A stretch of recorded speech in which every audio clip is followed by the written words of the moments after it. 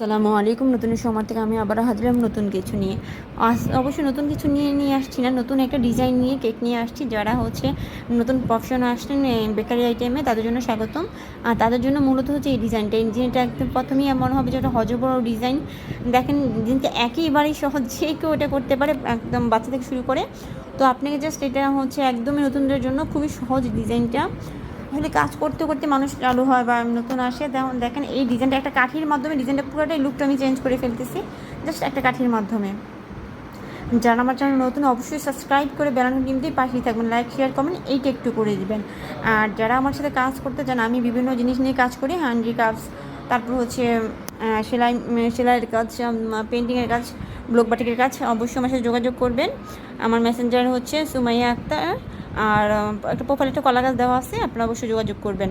আর একটা টিপস দিয়ে দেই, সেটা ডার্ক চকলেট, হোয়াইট চকলেট, যেটাই না বলি কিনা, কারণ সবগুলো কিন্তু এটা গলালে অনেকটা কিন্তু ঘন হয়ে যায়। তো এটাকে আপনার যদি বিশেষ করে গানাশ করতে গেলে আপনাকে চকলেট যেটাই নেন, হোয়াইট বা ডার্ক যেটা নেন, সেটা যদি এটার মধ্যে হুইপ ক্রিমটা নর্মাল করে তারপর চুলার মধ্যে বসে চকলেটের মধ্যে অল্প চকলেট দিয়ে আর বাকিটা হুইপ ক্রিমটা দিয়ে দিবেন, গানাশটা অনেক সুন্দর হয়ে যায় আর আপনার এত ঘনও থাকে না।